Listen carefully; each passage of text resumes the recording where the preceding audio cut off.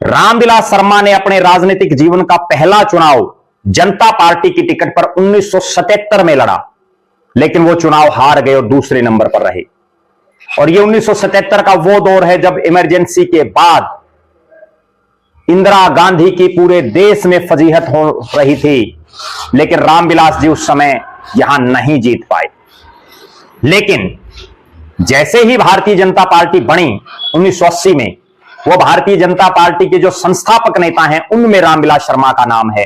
उसी समय से वो लगातार भारतीय जनता पार्टी में हैं और पिछले लगातार 1980 से और 2025 आ गया, 45 साल से लगातार भारतीय जनता पार्टी को, उसके कमल को सींचने का काम रामविलास शर्मा कर रहे हैं। उन्होंने राजनीति में बहुत उतार चढ़ाव देखे।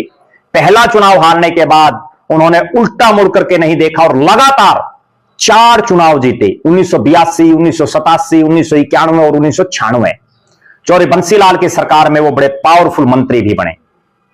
उसके बाद 2000, 2005 और 2009 3 चुनाव लगातार वो हारे, उनकी हार की हैट्रिक बनी।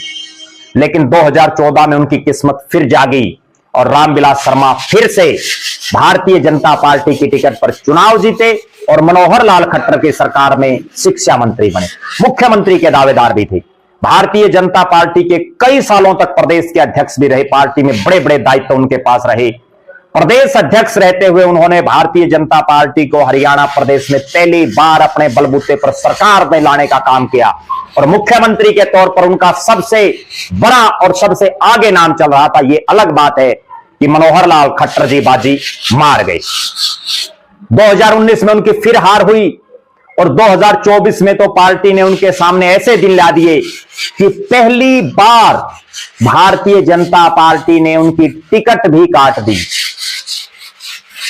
और इसीलिए ये 2024 का ऐसा चुनाव बना जिसमें इन दो के इतर कोई तीसरा पहलवान आकर के चुनाव जीत गया और नाम है उनका कंवर सिंह यादव।